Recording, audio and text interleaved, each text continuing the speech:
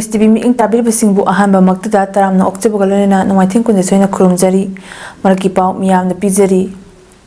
drug users sing asi nampuda the addiction center da thamba amadi phuba cheiba tawbana kanaba karisu purakloi madugi mahot tapna themlaga achumba maikaida purakpana afaba oigani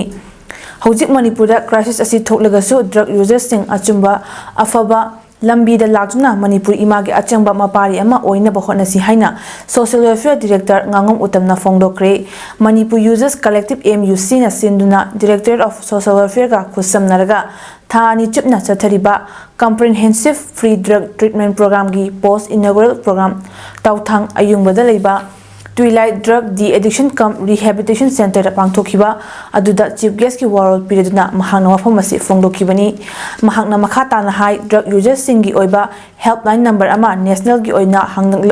hanglagani masida local adjustment oinaba local language su haplakani haibagi thajabale drug users sing asi ekoina nampuda center hek thamjinba natraga fuba cheiba tawbasi yaringai tawgumsi madugi mahut ingna tapna wari sharaga amadi wakhalon semdoklaga afaba lambida purakna bhonasi haudik drug users sing treatment tawnabagi client lakpagi masing yamna hanthariba sigi maram thidokpa chumgani crisis asina maram oiraga sel ki khudong chadaba natraga drug users sing sel khara piraga harau halaga aranba lambida sizinnabanara haibadu thidokpa mathau tai drug users sing asi sel khara piraga aranba lambida sizinnabagi wafam kaya leibasina maram oiraga mama mapa oibasingnasu masa singbu hena chekshina chenaba mathau tai hojik thokliba manipuri crisis asi loiraba matung drug users singi oiba post crisis ama lakadra haibagi chingnaba poktaba sungamde drug user amabu phaba punba tawba matamda miyam hupchillaga mob balance tawbagi hainabi ama leiriba asi thadoksi mara leiri haina lauriba drug user adu dandi pinaba hotnabada imung pumba awaba pibadi tawgumsi masida sunatna miyoi adubu warakpada yauriba miyoi sing adu punsigi meyai kaba chinjak amata don tangriba mi ngaktara haibasu masana khantaba mathau tai pumnamak asi khangna aikoi khudingma ngaihaki oiba emotion da chatpagi mahut achum aran khangna tapna gyan tana thabak tausi haiki master actors in amoi se recruit tausin gibagira sigumba mayam se khana khana da baya aduna hayin tungda crisis loira rang tungda crisis lan haibisi kunji chupa tawda banate loira kan crisis loira kan da post crisis another crisis ama koi drug users singi oiba angang singi oiba adumaina ama thengadara haibagi koi kanna hoba section hoba mathau tayana khali housing treatment idana laiba chaithokriba mayam sina hayang moisi pulak moina treatment tawrake haiba kanda state sida laiba center sina support tawang ngomdera ngamoidera capacity chana doera sugumba mayam laini adagi kanagumba kharana moigi volunteer oina moigi thoni oina akhoi drug users si lokhakrene khalasi sizinnagrene khalasi madu treatment pi horodi thaba treatment pi dana changi batara gabi masi masa da su lekai da su mayam da su kudung tiningai rum laigani mayam ningjang bi be yai sahi kharagi mamanda akhoi tangpok pi da mi leitagagi processing ama chatlinai da nomai kapsandana mi amani muksibagi thudoma thoki PACD department da yangnin seru amago miyam de ising piriba workers ki employees sing sahi kun helaba phawba workers confirmation pidna leire haina joint coordinating committee president bigunamani sarmana fongdokre ngasi manipur press club ta pangthokiba paumi singa Pagi firm amada wafam masih fondok laduna gunamanin hai Joint Coordinating Committee of PACD Workers and Employees Organization Manipur amadi All Manipur PACD Employees and Workers Union PACD Department gi workers oina thabak puriba employees singna thengnariba khudong sadaba kaya asi mari leinaba singna athuba matamda yengsinbiu loinana PWD Power Department gi oinadi workers employees sing confirmation piraga karigidamak PACD gina pidribano chahi tara mapung fabada pigadaba confirmation asi chahi kunmari helaba phawba PACD department gi oinadi pidna leiba asi laibak thibani hiramasi gi matangda kumjal singani tara humdoida government ta haizakhiba leirabasu ngasi phawba karigumba thabak amata pakhatana leiri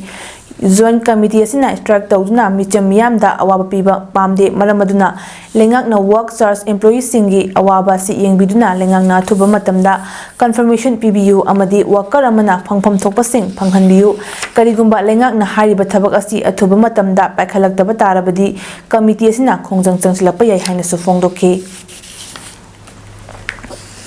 law de su high court de su gai la adugumba employees singa mase thambiyo natragadi tongan ba akan ba khongjang sing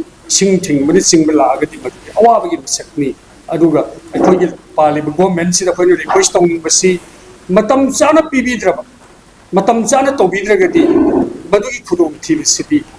madu di awa gi masakni ji manipur thoi irang si ju second ang to loksin jaraga matam chana matam gi government matam chana lotion bi hogdaba to bi hogdaba de gi ngasi thoi ba problem si kyang wa adu maina akhoi gi su magi pibham thoiba magi rights sing to matam chana pi gi dabri ge phoina akan bu khongjing lom da lagadi people sing nasu prajat sing nasu government nasu phoi do waru di myam lakne adu tangai phadrati mado to ai hainingai lekte adu na phoi request tawjari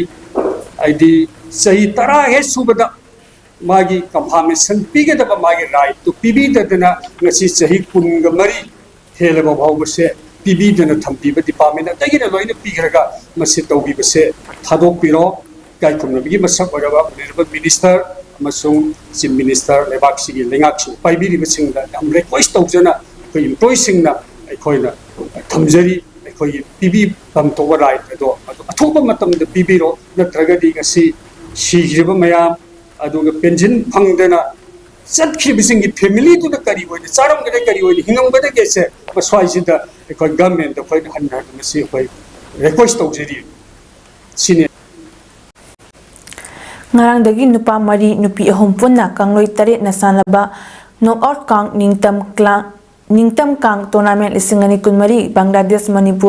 Manipuri Kang Federation Bangladesh na sinduna Bangladesh ki Adampur Bazar ki Kamalganj ki Naya Patan Kang Sangda Team Nipa na saru yaduna Ningtam Kang Tournament lisingani kunmari hogdokre pangthok liba Ningtam Kang Tournament lisingani kunmari ki opening ceremony da chief guest oina Bangladesh Manipuri Kang Federation Bangladesh ki hanagi president K Munindor Singh na tournament asi hogdokpagi thorom asida Bangladesh Manipuri Kang Federation Bangladesh ki hanagi general secretary TH Hiron Singh su saruk yaki opening ceremony match ta Naya Paton Youth Club amadi Hamom Kul Mahadev Kangkhut A sanaki Hamom Kul Mahadev Kangkhut A na tos ngamduna maikai khan ki aduga Naya Paton Youth Club na kangka pahauki Pung ahum sanaki bakang ki match asida Naya Paton Youth Club na Hamom Kul Mahadev Kangkhut po panjal tara manga tarukta maiti bapiki Naya Paton Youth Club ki kangloi N Asokumar na man of match staduna prize pangki first play gi judge oina TH Rupchan Singh aduga timekeeper oina Radha Kishore Sharma na oiki second play da Kunagaw Uzaw Lairembi Kangkhut amadi Banumati Kangkhut bi ani sanaki Kunagaw Uzaw Lairembi Kangkhut na tos ngamduna maikai khanki aduga Banumati Kangkhut bi na kang ka pahauki apiba pung ahumda Kunagaw Uzaw Lairembi Kangkhut na Banumati Kangkhut bu panjal tarani thoi ahumda maitiba piki Kunagaw Uzaw Lairembi Kangkhut ki makangloi S Ongbi Dipalina man of match staduna prize pangkre second play gi just oina N Asokumar Singh aduga timekeeper oina Radha Kishore Sharma oiki mathangi match ta tang February gi kulhumdoi gi first match ta Mangalpur Nityanand Kangkhut ka Anubil Banumati Kangkhut siga sanagani second match ta Anubil Banumati Kangkhut Ega Hamom Kul Mahadev Kangkhut Biga sanagani semi final match na lakliba February tangkun mari da sanagani hari aduga ngakpigani semi final match na lakliba February tangkun mari da sanagani hari aduga final match na lakliba February gi tangkun manga gi ayuk pung 13 da sanagani Prime Minister Narendra Modi na ngasi Ahmedabad Gujarat Cooperative Milk Marketing Federation की Golden Jubilee की थौरमदा सरुक यादुना diary product factory कया अमसु संगाख्रे थौरमदुदा वा ngangaduna Prime Minister Modi na diary sector दा नुपी सिंगना backbone की मौंगदा थौदांग लबुबु फोंदोकलदुना India से साउखटपगी लंबीदा मांगनोमदा चंगसिनबदा India की नुपी खुदिंगी cell थुमगी फिबम फगतहनबगी मतंगदा अचेप वाफम थमकी अमदी government असना नुपी सिंगी सेमिलोन फगतहनबगीदमक मुद्रा योजना की मखादा लुपा करोड़ लाख कुंट्रा हेनबगी मतेंग पिननेबगी मतंग सो फोंगलोकी प्राइम मिनिस्टर मोदी ना अमूल कंपनी बु थागलदुना इंडिया ना निंखा तंबा फंगलब मतोंग लेबा असिदा ब्रांड कया सु थोरकी अदुबो अमूल ब्रांड गा मानबा अमता लेते अमूल हाइबगी चौखटबगी पब्लिक पार्टिसिपेशन की फॉर्मर एम्प्लॉयमेंट अमसुंग आत्मनिर्भर भारत अमगी इथिल पिबा ब्रांड हाइकी